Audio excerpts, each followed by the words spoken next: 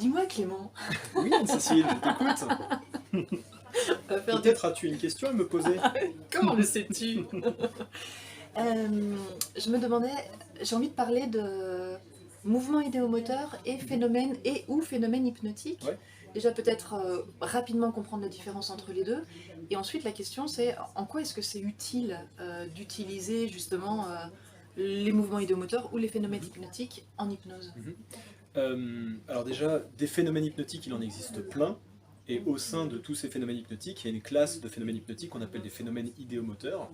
Donc les phénomènes idéomoteurs font partie des phénomènes hypnotiques. Ok. Dans les phénomènes hypnotiques, on trouve plein d'autres phénomènes, l'amnésie, l'hypermnésie, l'amnésie on en parlait hier, l'hypermnésie, il y a dans les phénomènes hypnotiques, il y a aussi la modulation Sensation. des sensations, voilà, donc l'anesthésie, l'analgésie, il y a Les la hallucinations. distorsion temporelle, il y a la dissociation, il y a les hallucinations, on peut avoir des hallucinations positives, on ajoute quelque chose à la réalité, ou négatives, on enlève, on substitue quelque chose de la réalité objective.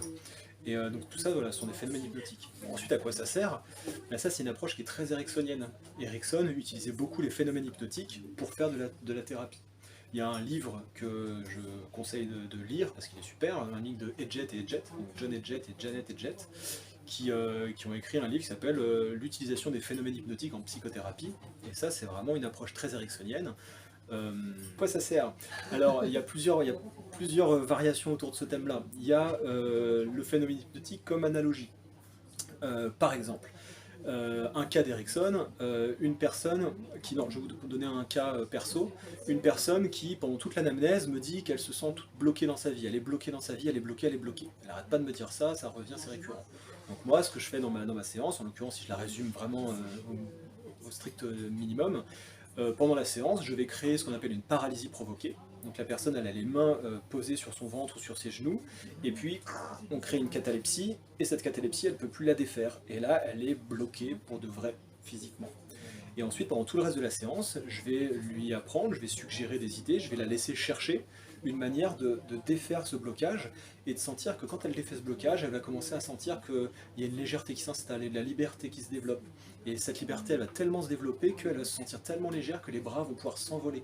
Et sentir que quand les bras s'envolent, elle retrouve une sensation de liberté sur ce qu'elle vit.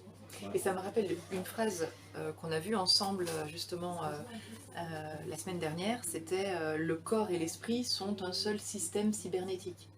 Autrement dit, ce qui se passe dans le corps va aider à ce que ça se passe dans l'esprit, et inversement, ce qui se passe dans l'esprit va créer quelque chose dans le corps. C'est pour ça qu'on peut utiliser les phénomènes hypnotiques comme analogie. Je te fais vivre quelque chose dans ton corps, et ça aura une signification pour toi, dans ton esprit. Ok. Voilà. Donc ça, c'est un exemple d'utilisation des phénomènes, on pourrait en imaginer plein. L'amnésie ou l'hypermnésie, le fait d'oublier des choses, c'est un phénomène, on dit que c'est un phénomène hypnotique parce qu'on peut le provoquer avec l'hypnose et par la suggestion, mais c'est un phénomène ordinaire en fait. Les processus d'amnésie fait partie de notre vie de tous les jours. Et donc si on voit par exemple qu'une personne a tendance à oublier facilement les choses, on pourrait se dire que tiens, comment l'amnésie, je peux m'en servir pour faire de la thérapie. Commencer par exemple à oublier tous les moments qui ont été difficiles, alors que la personne au contraire, elle vient vous voir précisément parce qu'en fait elle a tendance à focaliser que sur ces trucs-là. Donc Erickson utilisait les phénomènes hypnotiques pour faire de la thérapie. Voilà. Ça sert à ça sert à plein d'autres choses. Les phénomènes idéomoteurs notamment, ça peut servir à créer l'état d'hypnose. Ça s'appelle une induction par phénomène de persuasion. La personne, elle n'est pas en état d'hypnose. Et puis avec une personne donc hors état d'hypnose, on va commencer à créer une lévitation de la main. Mais en fait, pour que la lévitation arrive, mécaniquement, il faut que la personne rentre en transe. Donc c'est une manière de créer l'état d'hypnose.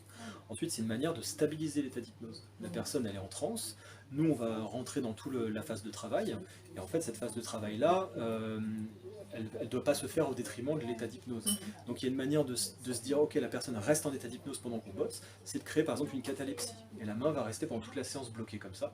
Donc c'est très confortable, hein, si c'est bien fait, une catalepsie.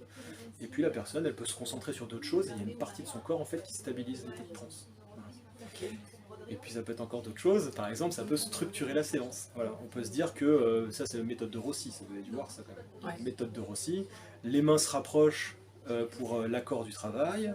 Ensuite, deuxième étape, une main descend à mesure qu'on va chercher les solutions, les ressources, tout ça, et la deuxième main descend à mesure qu'on installe les ressources et les solutions là où elles ont besoin d'être.